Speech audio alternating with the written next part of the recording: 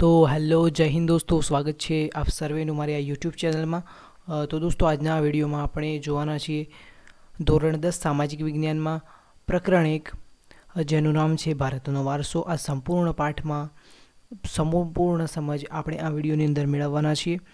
તો ચાલો આ વિડીયોને અંત સુધી જોજો અને ચેનલ પર નવા હો તો સબસ્ક્રાઇબ કરીને બેલ આઇકન દબાવી દેજો, જેથી આપણને આવનારા નવા વિડીયોની નોટિફિકેશન મળી જાય અને તમે કોઈ વિડીયોને ચૂકો નહીં। તો આ ચેનલ પર તમને ધોરણ 10 સામાજિક વિજ્ઞાનના દરેક ચેપ્ટરના વિડીયો લેક્ચર્સ આપવામાં આવશે।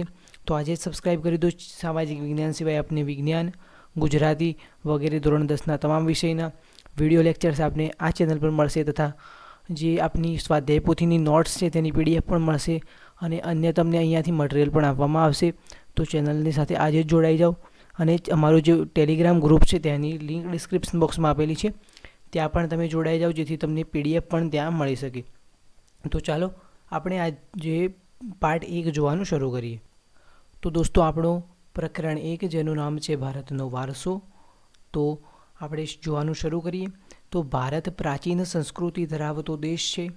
ભારત છે એ પ્રાચીન સંસ્કૃતિ ધરાવતો દેશ છે, જેમાં વર્ષો જૂના આપણા જે વારસો છે તે મોજૂદ છે ભારતમાં। ભારતના પ્રાચીન ગ્રંથ જેવા કે વિષ્ણુ પુરાણમાં ભારત વિશે જે એક પંક્તિ આપવામાં આવી છે, ઉત્તરઃ યસ્ય સમુદ્રસ્ય હિમાદેશવ દક્ષિણ વર્ષ તદ ભારત નામ ભારતી યત્ર સંસતિ। તો તેનો અર્થ એમ થાય છે કે ભારતની ઉત્તરે હિમાલયની ગિરિમાળા, દક્ષિણે હિન્દ મહાસાગર, પૂર્વે જે ભારતના પૂર્વ ભાગમાં બંગાળનો ઉપમહાસાગર એટલે કે જે બંગાળના અખાત અને પશ્ચિમે અરબ સાગર જેવી કુદરતી સીમાઓ ધરાવે છે। જે ભારત છે તેની જે ચારેય સીમાઓ છે કુદરતથી અને નેચરથી ભરપૂર સીમાઓ ધરાવે છે। અને વિશ્વમાં ભારત જે છે એ જે આપણે કહીએ તો ભારત વિસ્તારની દ્રષ્ટિએ 7મું સ્થાન ધરાવે છે પૂરા વિશ્વમાં। તો હવે આપણે જોઈએ તો આ પંક્તિનો અર્થ છે કે સમુદ્રની ઉત્તરે હિમાલય દક્ષિણે આવેલો છે, જેના સંતાનો ભારતીય છે। તેમ કહેવાયું છે ભારતમાં શુભ કાર્યના પ્રારંભ કરતા પહેલા સંકલ્પોમાં ભારતનું નામ ભારત વર્ષ, ભરતખંડ, જંબુદ્વીપ, આર્યવ્રત વગેરે શબ્દોનો ઉપયોગ થાય છે। તો આ પ્રશ્ન પરીક્ષામાં પૂછાઈ શકે કે ભારતના જે શુભ કાર્ય દરમિયાન ભારતનો કયા કયા ઉપનામોનો ઉપયોગ થાય છે, અથવા તો તમને વિકલ્પોમાં પૂછાઈ શકે તો નીચેનામાંથી કયું ભારતનું ઉપનામ નથી। તો આ તમારે 4 યાદ રાખવાના છે: ભારત વર્ષ, ભરતખંડ, જંબુદ્વીપ અને આર્યવ્રત। તે પ્રમાણે પૂછાઈ શકે છે।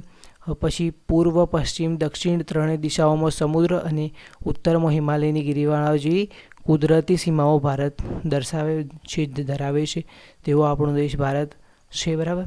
તો અમે તમને પહેલાં જણાવ્યું કે ભારત છે તે કુદરતી એટલે કે નેચરલી બોર્ડર્સ ધરાવે છે, એટલે કે કુદરતી જે સીમાઓ છે ધરાવે છે। તે 3 બાજુઓ પર ભારતની જે 3 સીમાઓ છે તે દરિયાથી ઘેરાયેલી છે અને ઉત્તરનો ભાગ છે તે હિમાલયની ગિરિમાળાઓથી ઘેરાયેલો છે। આપણા દેશની સમૃદ્ધિથી આકર્ષાઈને અનેક વિદેશી પ્રજાઓ છે ભારતમાં વેપાર કરવા માટે આવી સ્થાયી થઈ અને ભારતની સંસ્કૃતિમાં તેમને ભળી ગઈ અથવા ભારતની સંસ્કૃતિના જે ઉદ્ધારમાં તેમને મદદ કરી। આ આદાન પ્રદાનની પરસ્પર પ્રક્રિયાને ભારતના દેશમાં અનેક પરિવર્તનો જોવા મળ્યા, જે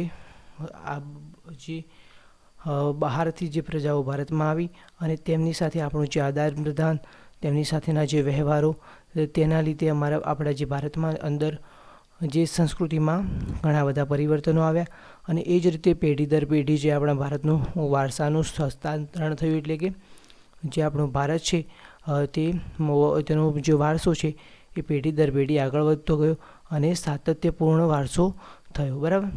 ત્યારબાદ હવે આગળ જોઈએ છીએ આપણે તો ભારતનું સ્થાન અને વિસ્તાર। તો વર્તમાન ભારતના સ્થાન, કદ અને વિસ્તાર વિશે આપણે ધોરણ 9માં અભ્યાસ કરી ચૂક્યા છે। તો ધોરણ 9માં આપણે ભારત વિશે અભ્યાસ કર્યો છે। પ્રાચીન સમયનું ભારત એ ઘણું વિશાળ હતું, જેમાં આપણે આસપાસના જે વિસ્તારો છે જેમ કે પાકિસ્તાન છે, બાંગ્લાદેશ છે, અફઘાનિસ્તાન છે, શ્રીલંકા છે વગેરે જે ભારતના પ્રદેશો હોતા હતા અને ભારત છે એ ખૂબ વિશાળ કદ ધરાવતો અને વિશાળ ક્ષેત્રફળ ધરાવતું અને ખૂબ મોટું જે રાજ્ય થતું હતું. પરંતુ અત્યારે જે ભારત છે એ વિશ્વમાં 7મા ક્રમે ધરાવે છે વિસ્તારની દ્રષ્ટિએ, ક્ષેત્રફળની દ્રષ્ટિએ અને ભૂપૃષ્ઠની દ્રષ્ટિએ વિશ્વમાં 7મા ક્રમે છે અને જનસંખ્યાની દ્રષ્ટિએ બીજું સ્થાન ધરાવે છે. પહેલા ક્રમે કોણ છે? ચીન. બરાબર. તો આમાંથી પણ એક પ્રશ્ન પૂછાઈ શકે છે કે ભારત એ વિસ્તારની દ્રષ્ટિએ વિશ્વમાં કયું સ્થાન ધરાવે છે? તો 7મું સ્થાન ધરાવે છે અને જનસંખ્યાની દ્રષ્ટિએ બીજું સ્થાન ધરાવે છે. તો દોસ્તો ત્યારબાદનો મુદ્દો છે વૈવિધ્યસભર વારસો, એટલે કે ભારતનો વૈવિધ્યસભર વારસો. તો ભારત ભૂમિએ આપણને અને વિશ્વને સમૃદ્ધ અને વૈવિધ્યસભર વારસો આપ્યો છે. ભારતીય સંસ્કૃતિ શાંતિપ્રિય અને વેપારી રહી છે. ભારતની સંસ્કૃતિમાં સત, ચિત્ત અને આનંદનો અનુભવ થાય છે. સતચિત્ત અને આનંદનો અનુભવ થાય છે. તો આ પણ એક પ્રશ્ન સ્વરૂપે પૂછાઈ શકે છે અને ઘણીવાર પૂછાઈ શકે છે કે ભારતીય સંસ્કૃતિ એ વિશ્વને અને ભારતીય સંસ્કૃતિમાં આપણને કેવો અનુભવ થાય છે? તો સતચિત્ત અને આનંદનો અનુભવ થાય છે. આ ઉપરાંત અહીં આવીને વસેલી ભિન્ન ભિન્ન સંસ્કૃતિઓના આદાન પ્રદાન થકી ભારતીય સંસ્કૃતિ સમૃદ્ધ બની. તેણે અપનાવેલા અહિંસા અને શાંતિના મૂલ્યોની આજે વિશ્વભરમાં પ્રશંસા અને સ્વીકાર થયો છે. સિંધુ ખીણની સંસ્કૃતિના લોકોથી શરૂ કરીને આજ દિન સુધીના લોકોએ ભારતને પોતાની આવડત, બુદ્ધિ, શક્તિ અને કલા કૌશલ્ય દ્વારા સમૃદ્ધ બનાવ્યું છે. ભારતના ભવ્ય વારસાના નિર્માણ અને ઘડતર માટે અનેક ઋષિમુનિઓ, સંતો, વિદુષીઓ, વિદ્વાનો, ચિંતકો, કલાકારો, કારીગરો, વૈજ્ઞાનિકો, સંશોધકો, સાહિત્યકારો, શિક્ષણશાસ્ત્રીઓ, રાજનીતિજ્ઞો, ઇતિહાસકારો, સમાજ સુધારકો વગેરે એ અગત્યનો ફાળો આપ્યો છે. તેમના ધર્મ, શાસનશૈલી, ભાષા, કલા, ચિત્ર, બોલી, પહેરવેશ અને રીતિ રિવાજોએ પણ આપણને ભારતમાં મળ્યા છે. જે આ રીતે ભારતને ભાતીગળ સંસ્કૃતિનું નિર્માણ થયું છે. તો દોસ્તો આ ફકરામાંથી આપણને બે પ્રશ્નો એ સંપૂર્ણ જે પૂછાઈ શકે છે ને પૂછાઈ શકે એવા છે. તો એ કયા છે? તો ભારતની સંસ્કૃતિમાં આપણને શેનો અનુભવ થાય છે? તો સતચિત્ત અને આનંદનો અનુભવ થાય છે. તો એ પ્રશ્ન પૂછાઈ શકે છે, એ આઈએમપી પ્રશ્ન છે. અને ત્યારબાદ ભારતની ભાતીગળ સંસ્કૃતિ સમજાવો કે ભાતીગળ સંસ્કૃતિ વિશે માહિતી આપો. તો આ પ્રશ્ન 100% પૂછાઈ શકે એવો છે. અને તો આ પ્રશ્નમાં તમારે લખવાનું છે બસ આ જે તમને મેં સમજાવ્યું એ ભાતીગળ સંસ્કૃતિ વિશે તમારે એટલું લખવાનું રહેશે. બરાબર. તો ભાતીગળ સંસ્કૃતિનું નિર્માણ સમજાવો અને ભાતીગળ સંસ્કૃતિ શું છે? તો એ આ પ્રશ્નમાંથી તમને પૂછાઈ શકે છે. ત્યારબાદનો આપણો છે ટોપિક એ છે સંસ્કૃતિનો અર્થ સમજાવો. તો ચાલો આપણે એ જોઈએ. તો મિત્રો સંસ્કૃતિ એટલે શું? સંસ્કૃતિ એટલે જીવન જીવવાની રીત. દેશ કે સમાજમાં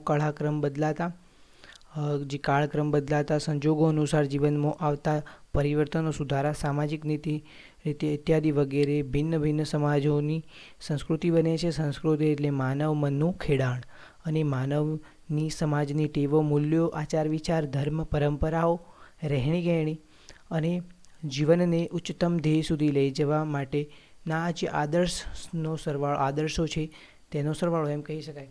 તો સંસ્કૃતિ એટલે શું? તો સંસ્કૃતિ એટલે માનવ મનનું ખેડાણ, જીવન જીવવાની રીત અને જે સંસ્કૃતિ એટલે માનવ મનનું ખેડાણ અને માનવની જે આદર્શ મૂલ્યો, આચાર વિચાર અને ધાર્મિક પરંપરાઓ વગેરેનું જે બની અને જે સંગઠન બને તેને કહેવાય સંસ્કૃતિ.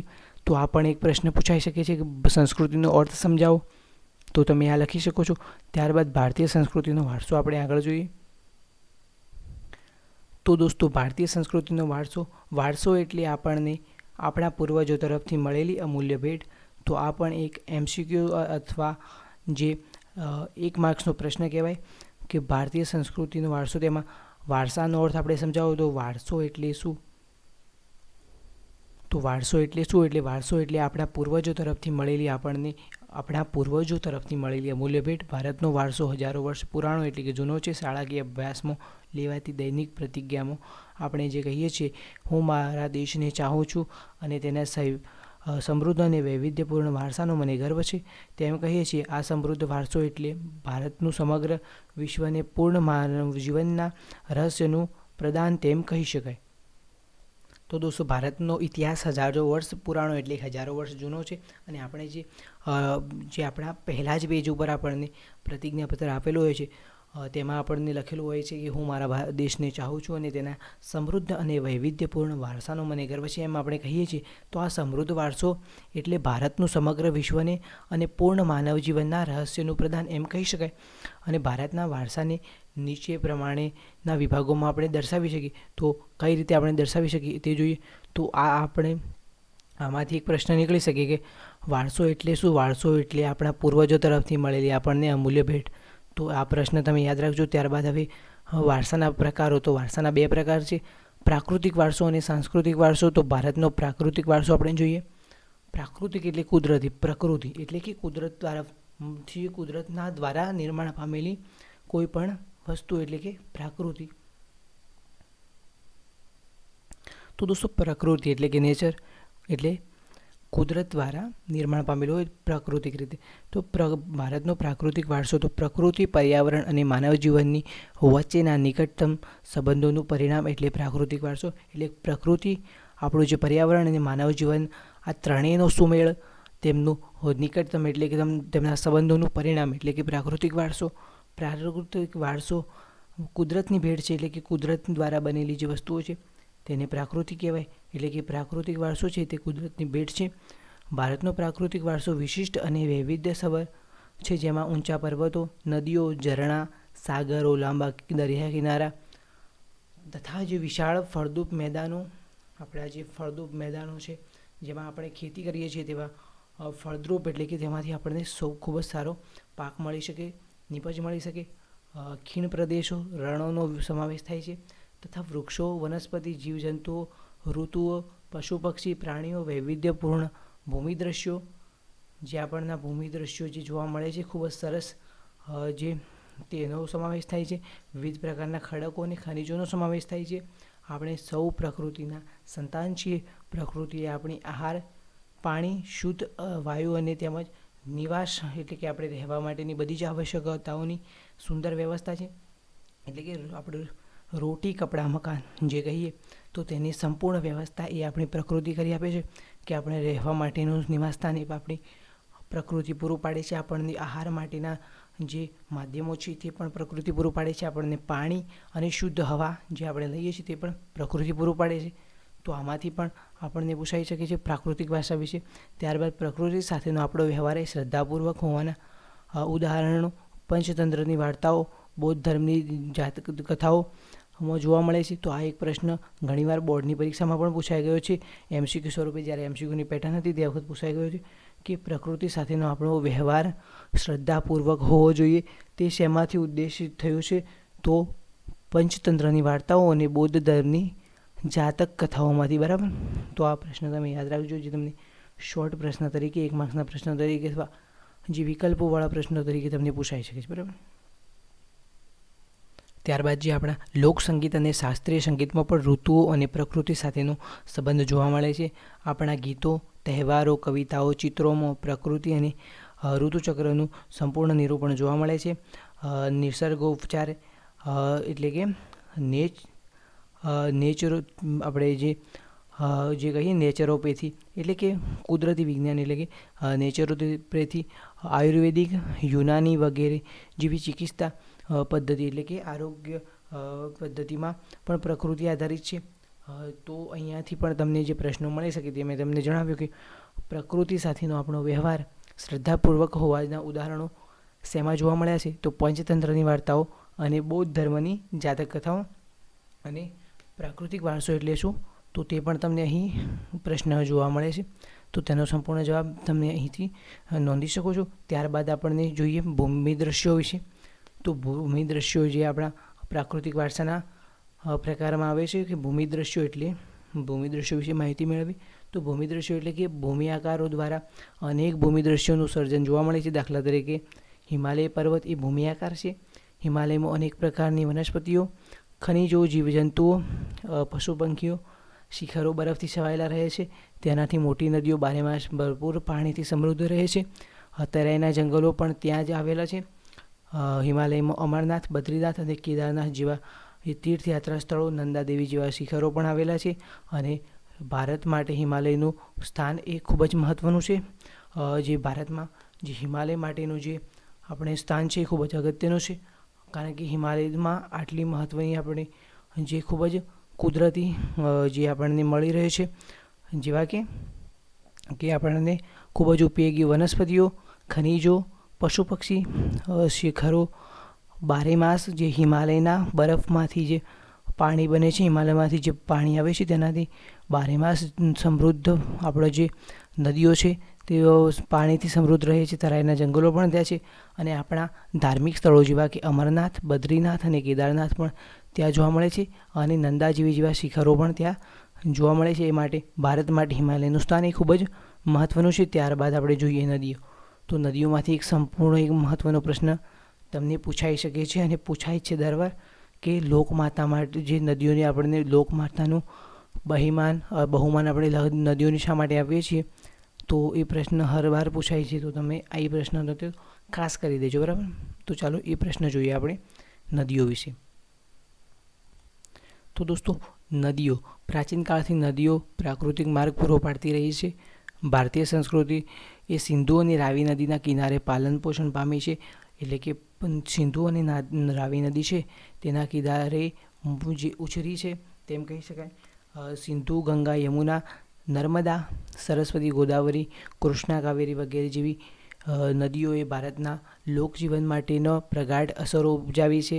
પીવાનું પાણી, વપરાશનું પાણી, સિંચાઈ માટેનું પાણી, વીજળી, ખેતી, જળમાર્ગ વગેરે જેવી મહત્ત્વની જરૂરિયાતો સંતોષવા માટે નદીઓનું સ્થાન અગ્રીમ છે, મહત્ત્વનું છે. તે ઉપરાંત માટીના વાસણો, મકાનો, લીંપણ તથા ઉદ્યોગોના વિકાસ માટે પણ માનવીએ નદીના પાણીના પર આધારિત રહેવું પડે છે. આમ નદીઓએ ભારતીય પ્રજા માટે જીવનને સમૃદ્ધ બનાવ્યું છે, અને આપણી જે સંસ્કૃતિમાં પ્રાચીન કાળથી નદી કિનારાના જે દ્રશ્યો છે, ભૂમિ દ્રશ્યો છે, તે ખૂબ જ સૌંદર્યપૂર્ણ અને ખૂબ જ મહત્ત્વના અને ખૂબ જ સરસ જોવા મળતા હોય છે. અને ત્યાંની જે નદી કિનારેના દ્રશ્યોથી ત્યાં કલાસૂજ અને કૌશલ્યનો વિકાસ થાય છે, અને પ્રાકૃતિક વારસામાં તેનો મહત્ત્વનો ઉદ્દેશ મળ્યો છે. તેથી આપણે નદીને લોકમાતાનું બહુમાન આપીએ છીએ, બરાબર. તો આપણે લોકમાતાનું બહુમાન નદીઓને શા માટે આપીએ છીએ, તો તેના જે કારણો છે તે તમને આ ફકરામાં જોવા મળે છે. તો આ પ્રશ્ન ખૂબ જ ઉપયોગી છે, ખૂબ જ મહત્ત્વનો છે. પરીક્ષામાં દર વાર પૂછાય છે, દરેક વાર પરીક્ષામાં પૂછાય છે, અને બોર્ડની પરીક્ષામાં પણ આ પ્રશ્ન પૂછાતો હોય છે. તો આ પ્રશ્ન તમે સંપૂર્ણ તૈયાર કરી દેજો. તમને આપણો જે ટેલિગ્રામ ગ્રુપ છે તેની અંદર આની PDF પણ મળી જશે. હું ખૂબ જ સરસ રીતે તમને હેન્ડ રિટન નોટ્સ છે તે પ્રોવાઈડ કરીશ, તેમાં ખૂબ જ શોર્ટ ટ્રીક સાથે તમને મળી જશે. તો ત્યારબાદ આપણે જોઈએ વનસ્પતિ જીવન વિશે. વનસ્પતિ જીવન આપણો જે ત્રીજા નંબરનો મુદ્દો છે, વેજીટેશન. એટલે કે ભારતની પ્રજા આદિ સમયથી, એટલે કે જૂના સમયથી પર્યાવરણ પ્રેમી રહી છે, જેની સાક્ષી તેનો વૃક્ષ પ્રેમ, પુષ્પ પ્રેમ, છોડવા પ્રત્યેનો આધાર સૂચવે છે. માણસ, પ્રાણી, પશુ પક્ષીના આહાર એટલે કે ખોરાક માટે વનસ્પતિ પર આધાર રાખવો પડે છે. ભારતમાં વડ, પીપળો, તુલસી વગેરેની પૂજા કરવામાં આવે છે, ધૂપદીપ કરવામાં આવે છે. વટ સાવિત્રી વ્રતમાં જે આપણે વડની પૂજા કરીએ છીએ, અનાજ, કઠોળ, તેલીબિયાના છોડ, ધાનથી લહેરાતા ખેતરો અને વન સમૃદ્ધિથી ભરેલા જંગલો, ઔષધિઓ માટે ઉપયોગી છોડવાઓ આપણા અતિ પ્રાચીન જીવનકાળથી ખૂબ જ સમૃદ્ધ બનાવ્યું છે. હરડે, આંબળા, બહેડા, કુંવરપાઠું, અરડુસી, લીમડો વગેરે જેવી ઔષધિઓ તથા મોગરો, ગુલાબ, કમળ, ડમરો, સૂર્યમુખી, ચંપો, નિશગંધી, ગંધા, જુઈ વગેરે જેવા આપણા જે પુષ્પો એ માનવ જીવનને ખૂબ જ સુંદર અને સુવાસિત અને નિરામય અને સમૃદ્ધ બનાવ્યું છે. નિરામય એટલે કે તંદુરસ્ત બનાવ્યું છે અને સમૃદ્ધ બનાવ્યું છે. આમ ભારતના સામાજિક અને ધાર્મિક જીવન પર વનસ્પતિઓનો અસરકારક પ્રભાવ રહ્યો છે, બરાબર.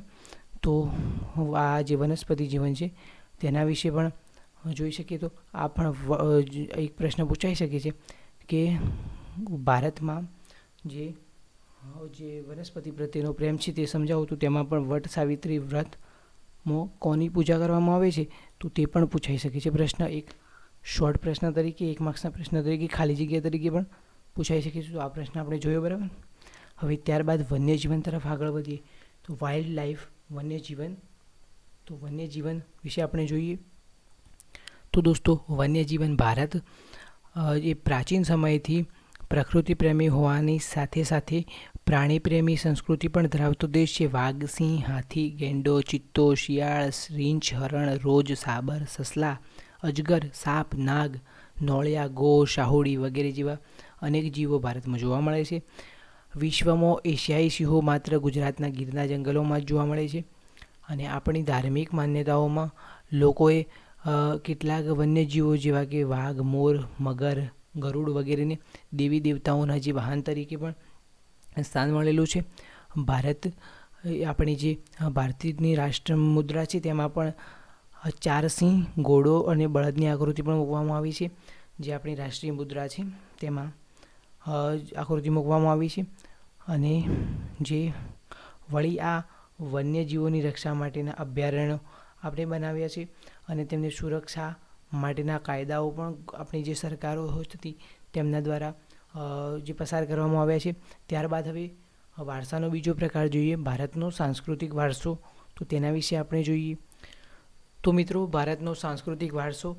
ભારતે જગતને વિવિધતાપૂર્ણ અને સમૃદ્ધ વારસાની ભેટ આપી છે. સાંસ્કૃતિક વારસો એટલે માનવ સર્જિત વારસો. સાંસ્કૃતિક વારસો એટલે માનવ સર્જિત વારસો અને પ્રાકૃતિક વારસો એટલે કે જે કુદરત દ્વારા બનેલો વારસો, કુદરત દ્વારા પ્રાપ્ત થયેલો વારસો. તો આ તફાવત સ્વરૂપે પણ તમે યાદ રાખી શકો છો. માનવીએ પોતાના કુનેહ, બુદ્ધિ, ચાતુર્ય, આવડત અને કલા કૌશલ્ય દ્વારા જે કંઈ પણ પ્રાપ્ત કર્યું છે અને જેનું સર્જન કર્યું છે તેને સાંસ્કૃતિક વારસો કહેવાય.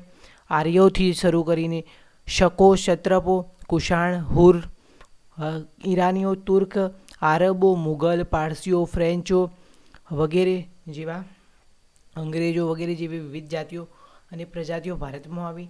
આ બધા વચ્ચે થયેલા આદાન પ્રદાનથી ભારતીય સંસ્કૃતિ એ સમૃદ્ધ બની.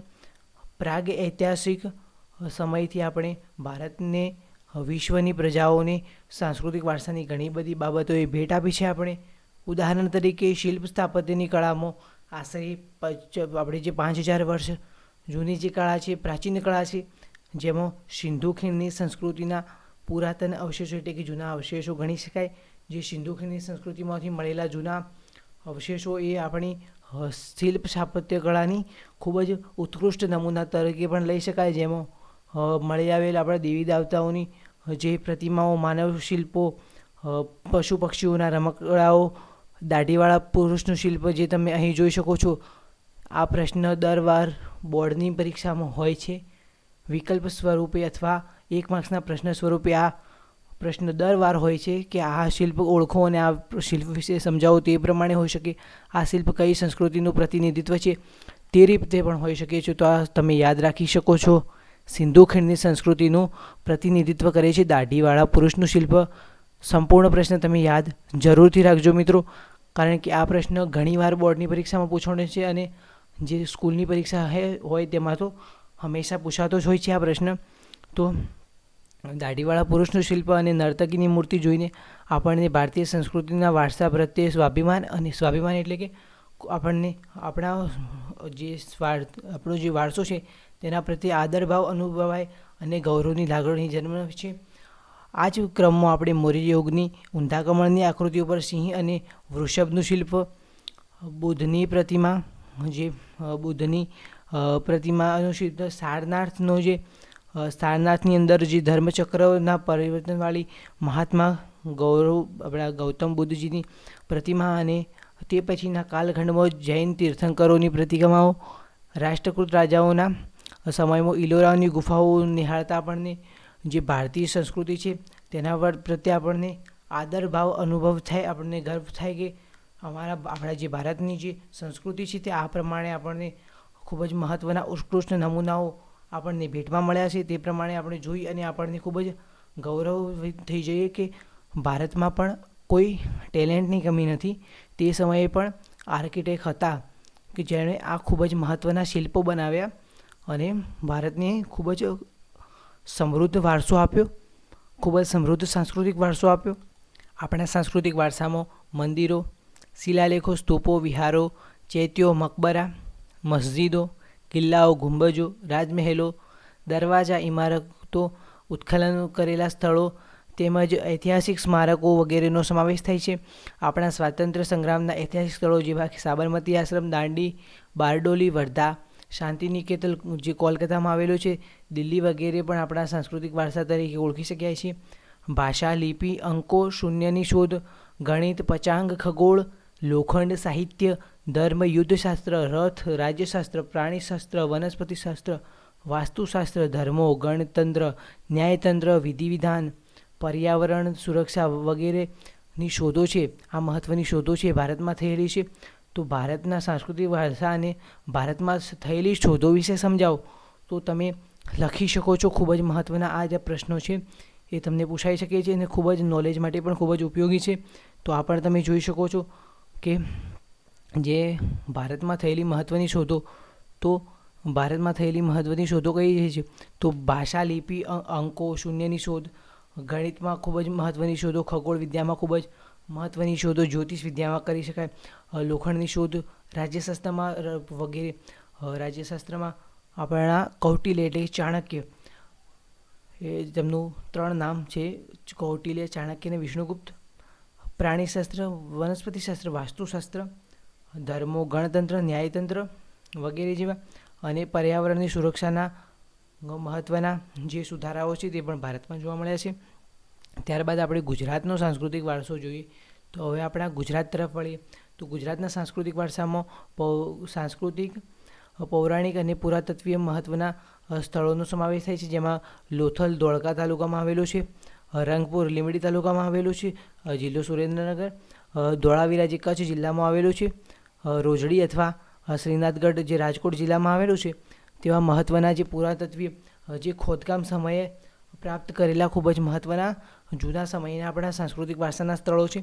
કીર્તિ તોરણ જે વડનગરનું કીર્તિ તોરણ, જૂનાગઢમાં આવેલો સમ્રાટ અશોકનો શિલાલેખ, મોઢેરાનું સૂર્ય મંદિર, ચાંપાનેરનો દરવાજો, સિદ્ધપુરનો રુદ્ર મહાલય, વિરમગામનું મુનસર તળાવ, અમદાવાદની જામા મસ્જિદ, ઝૂલતા મિનારા, સીદી સૈયદની જાળી, હાથીસિંગના દેહરા, પાટણમાં આવેલું સહસ્ત્રલિંગ તળાવ, વડોદરાનું રાજમહેલ, જે જૂનાગઢના મોહબ્બત ખાનનો મકબરો, જે નવસારીની પારસી અગિયારી વગેરે ઐતિહાસિક મહત્ત્વ ધરાવતા જોવાલાયક સ્થળો છે, ખૂબ જ મહત્ત્વના અને આપણને જોવા ગમે, આપણે જે પર્યટન માટે જઈ શકીએ તેવા જોવાલાયક સ્થળો છે. ધાર્મિક મહત્ત્વ ધરાવતા સ્થાનો જેવા કે દ્વારકાધીશનું મંદિર, જે દ્વારકામાં આવેલું જે દ્વારકાધીશનું મંદિર છે, જગતગુરુ શંકરાચાર્યની શારદા પીઠ.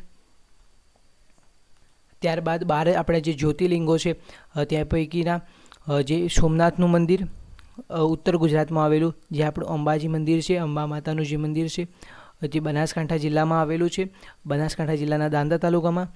ત્યારબાદ બહુચરાજી મહેસાણામાં આવેલું મંદિર છે, મહાકાળી મંદિર જે પાવાગઢ પંચમહાલ જિલ્લો, મીરાદાતાર ઉનાવા જે ઉનાવા જે પાટણ જિલ્લામાં મીરાદાતારનો મેળો પણ ભરાય છે. આ પણ પ્રશ્ન પૂછાઈ શકે છે કે મીરાદાતારનો મેળો ક્યારે ભરાય છે, તેના વિશે પણ આપણે આગળ જોઈશું.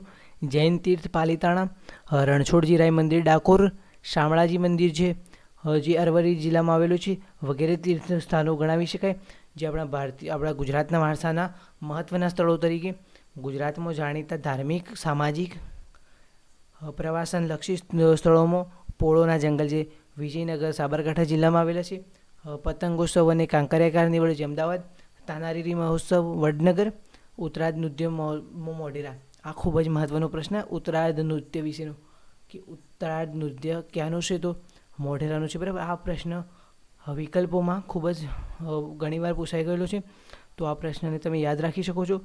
રણોત્સવ જે કચ્છમાં જોવા મળે છે, કચ્છમાં જે રણોત્સવ થાય છે તે વિશે. ત્યારબાદ જૈન બૌદ્ધ પ્રવાસન સ્થળો જે ગુજરાતમાં આવેલા જૈન અને બૌદ્ધના જે પ્રવાસન સ્થળો છે, જેમાં ગુજરાતમાં જૈન અને બૌદ્ધ ધર્મનો પ્રચાર પ્રસાર થયેલા, જેના આધારે સ્વરૂપમાં જોવા મળતા વડનગર, તારંગા, ખંભાલીડા, જુનાગઢ, શામળાજી, કોટેશ્વર, તળાજા, ટાંક જે ઝઘડિયા વગેરે સ્થળોમાં બૌદ્ધ અને જૈન ના ગુફાઓ જોવા મળે છે, અને બૌદ્ધ અને જૈનના સમાજના ખૂબ જ મહત્ત્વની જે સ્થળો છે તે જોવા મળે છે.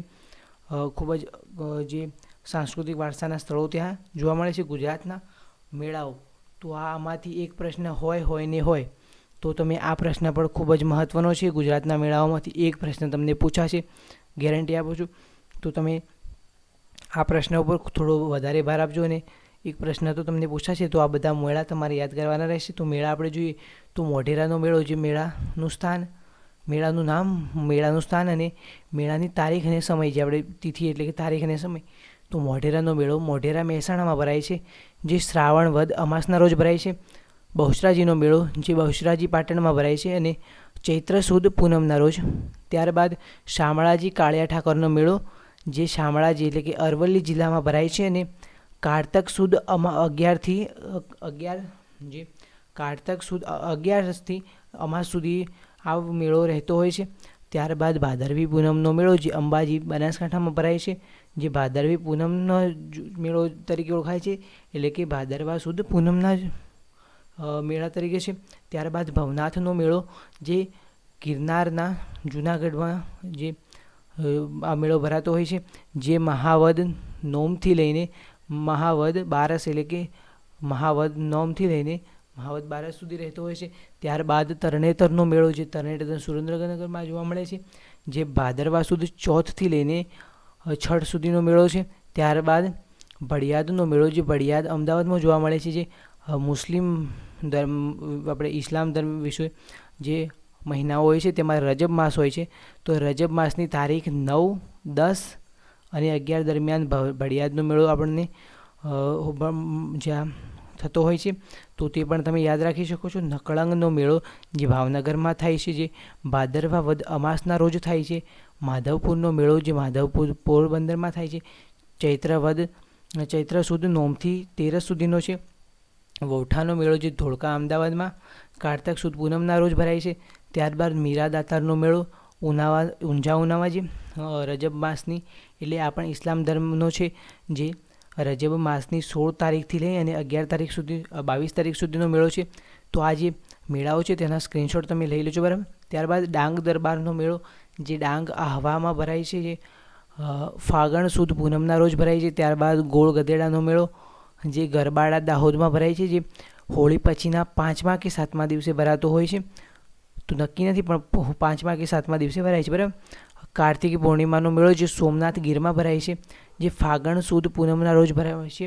ત્યારબાદ ભાંગુરિયાનો મેળો, જે છોટાઉદેપુર અને કવાંટમાં ભરાતો હોય છે, જે હોળીથી રંગ પાંચમ સુધીનો મેળો છે.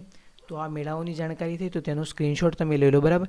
આમાંથી એક પ્રશ્ન 100% પૂછાશે અને પૂછાશે જ, બરાબર. તો તમે સ્ક્રીનશોટ લઈ લો. ત્યારબાદ 1 થી 8 જે મેળાઓનું લિસ્ટ છે તેમાં તમે સ્ક્રીનશોટ લો અને ત્યારબાદ 9 થી 15નો સ્ક્રીનશોટ તમે લઈ લો. એકવાર સ્ક્રીનશોટ લઈ લો, બરાબર. ઓકે, તો તમે સ્ક્રીનશોટ લઈ લીધો. હવે આપણે આગળ વધીએ છીએ. આગળ જોઈએ તો ભારત ભૂમિ અને તેના લોકો, તે વિશે આપણે માહિતી મેળવીએ. તો ચાલો આગળ વધીએ છીએ. તો મિત્રો, ભારત ભૂમિ અને તેના લોકો. તો આદિમાનવ ભારતમાં તેમજ પૂર્વ દક્ષિણ આફ્રિકામાં એકસાથે ઉત્પન્ન થયા હતા. તો આદિમાનવો હતા તે ભારતમાં અને પૂર્વ દક્ષિણ આફ્રિકામાં એકસાથે ઉત્પન્ન થયા હતા. ભારતના ભાતીગળ વારસા અને સમૃદ્ધ આકર્ષણના કારણે અનેક વિદેશી પ્રજાઓ ભારત તરફ આકર્ષાઈ અને ભારતમાં આવી. અહીં અનેક જાતિઓ આવી અને ભારતમાં વસી અને ખૂબ જ મહત્ત્વની જાતિઓના તત્વો મળી આવ્યા છે. ભારતમાં દ્રવિડ પ્રજાની ગણતરી, જે ખૂબ જ પ્રાચીનતમ પ્રજા તરીકે જોવા મળે છે. તો આ પ્રશ્ન તમારો 1 માર્ક્સનો પ્રશ્ન થઈ શકે છે કે ભારતની પ્રાચીનતમ પ્રજા કઈ? તો દ્રવિડ પ્રજાને ભારતની પ્રાચીનતમ પ્રજા તરીકે ગણવામાં આવે છે. પરંતુ જે નૃવંશશાસ્ત્રીઓ અને ભાષાશાસ્ત્રીઓની અદ્યતન શોધોથી જે જાણવા મળ્યું છે કે દ્રવિડો અને બીજી 6 જેટલી ભિન્ન જાતિઓ જે ભારતમાં રહેતી હતી તેમના વિશે આપણે હવે માહિતી મેળવીએ. તો આ 6 જાતિઓ વિશે પણ આપણે માહિતી મેળવીએ.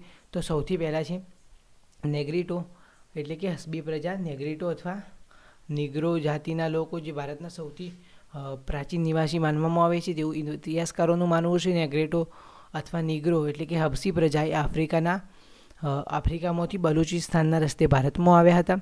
અને તેઓના લક્ષણો, જે નિગ્રીટો એટલે કે હબસી પ્રજાના લક્ષણો આપણે જોઈએ તો વર્ણેશ્યામ એટલે કે તેમને ચામડીનો રંગ એ શ્યામ રંગ, જે તેમની હાઇટ છે, તેમની ઊંચાઈ છે 4 થી 5 ફૂટ ઊંચાઈ અને આંકડિયા વાળ ધરાવતા હતા. તો આ પણ તમને પ્રશ્ન 1 માર્ક્સનો પૂછાઈ શકે કે નિગ્રીટો કે હસબી પ્રજાના લક્ષણો જણાવો તો તમે જણાવી શકો છો. વર્ણેશ્યામ, 4 થી 5 ફૂટ ઊંચાઈ અને માથે આંકડિયા વાળ. ત્યારબાદ આપણે જોઈએ બીજી પ્રજા જે ઓસ્ટ્રેલોઇડ પ્રજા અથવા નિષાદ પ્રજા. આ પ્રજા અગ્નિ એશિયામાંથી આવી હતી.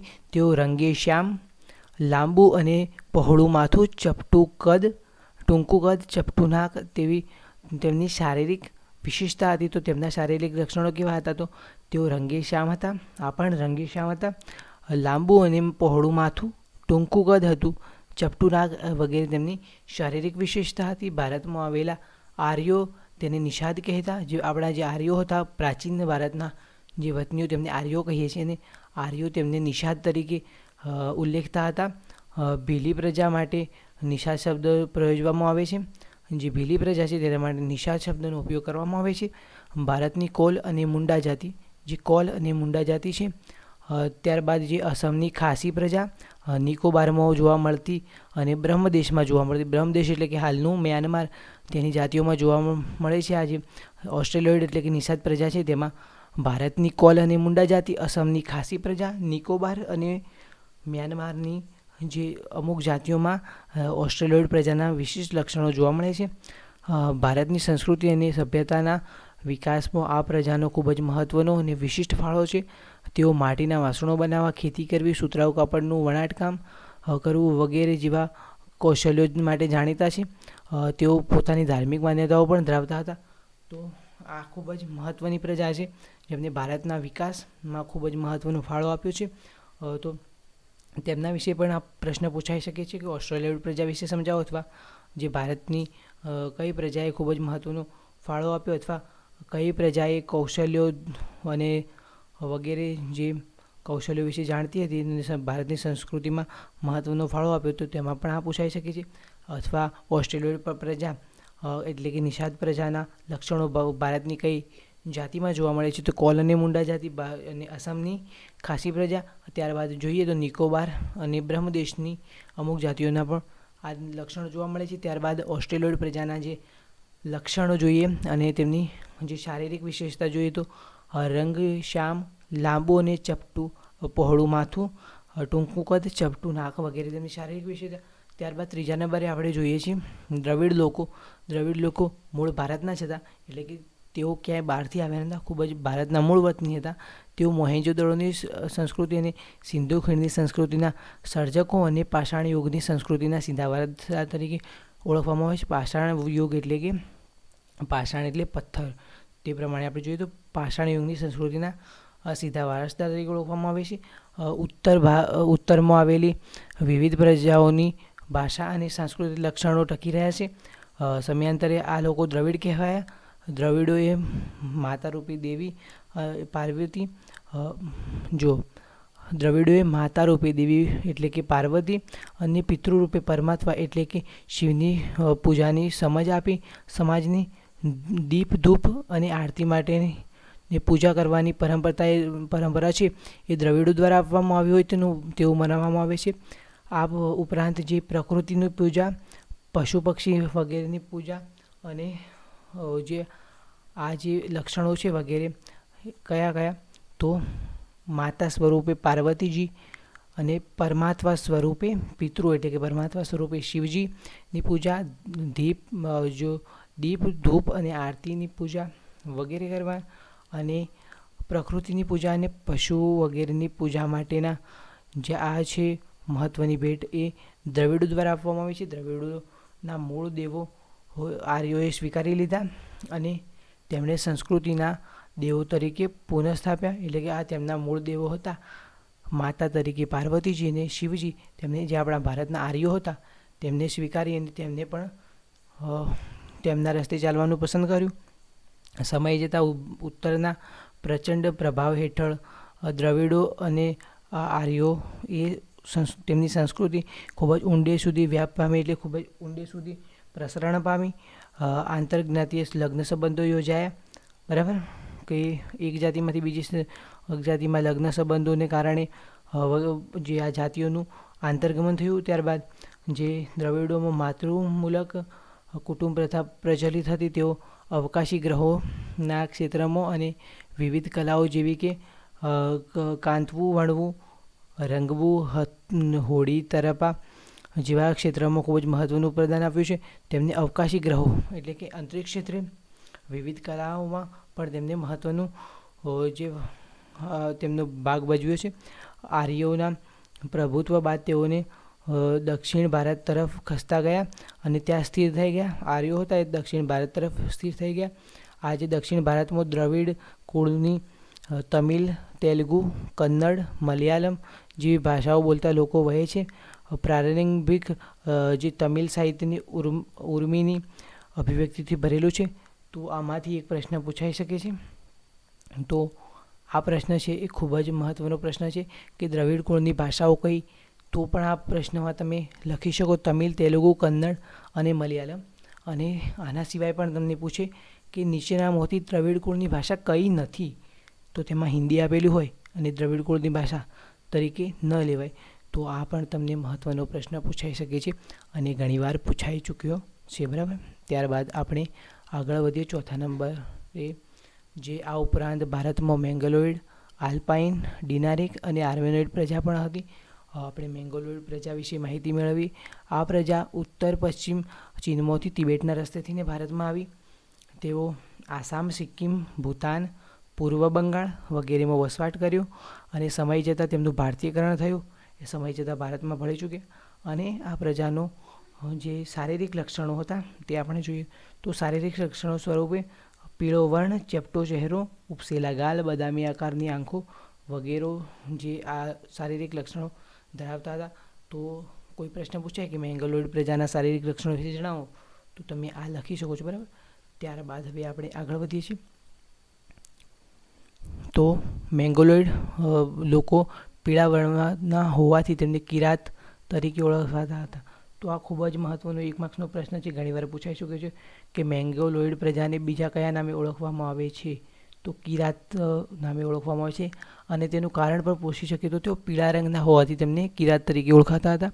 ત્યારબાદ આલ્પાઇન, ડિનારિક અને આર્મેનોઇડ પ્રજા વિશે આપણે જોઈએ તો આ પ્રજાઓ જ કે જે મધ્ય એશિયામાંથી આવેલી પ્રજાઓ છે. આ ત્રણ જાતિઓ એક સમાન ભૌમિતિક ગુણો ધરાવે છે. આ પ્રજાના અંશો ખાસ કરીને મહારાષ્ટ્ર, બંગાળ, ઓડિશા અને ગુજરાત અને સૌરાષ્ટ્રમાં વધુ પ્રમાણમાં જોવા મળે છે. કઈ પ્રજા? આલ્પાઇન, ડિનારિક અને આર્મેનોઇડના જે લક્ષણો છે, ખૂબ જ મહત્ત્વના અંશો, તે મહારાષ્ટ્ર, બંગાળ, ઓડિશા, ગુજરાત અને ગુજરાતમાં પણ ખાસ કરીને સૌરાષ્ટ્રમાં વધુ પ્રમાણમાં જોવા મળે છે. ત્યારબાદ પાંચમા નંબરે જોઈએ આપણે આર્યો વિશે. તો આર્યો વિશે આપણે જોઈએ તો આર્યો ભારતની સભ્યતાના નિર્માતાઓ આર્યો તરીકે ઓળખાય છે. આર્યોને બીજા કયા નામે ઓળખાય તો નોર્ડિક. બરાબર. નોર્ડિક તરીકે ઓળખાય છે આર્યો. તો આ ભારતની સભ્યતાના નિર્માતાઓ આર્યો હતા. પ્રાચીન કાળમાં હિન્દુઓ આર્ય કહેવાતા. હિન્દુઓ પ્રાચીન કાળમાં આર્ય તરીકે ઓળખાતા હતા. તેઓનું મુખ્ય વસ્તી જે પ્રદેશમાં હતી તે પ્રદેશને આર્યવર્ત નામ આપવામાં આવ્યું હતું. આ પ્રાચીન સમયમાં પ્રથમ આર્ય વસ્તી વાયવ્ય ભારતમાં જોવા મળતી હતી.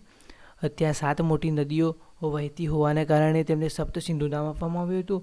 ઉત્તર વૈદિક કાળમાં આર્યવર્તને પૂર્વ મિથિલા આર્યવર્ત છે, તેમાં પૂર્વ મિથિલા એટલે કે હાલનું બિહાર અને દક્ષિણ ભારતમાં વિંધ્યાચલ સુધી તેનો વિસ્તાર હતો. એટલે કે આર્યવ્રત જે આર્યો જે વિસ્તારમાં વસતા તેને આર્યવર્ત કહેવાતું અને તેનો વિસ્તાર એ પૂર્વ મિથિલાથી લઈ અને વિંધ્યાચલ સુધીનો હતો.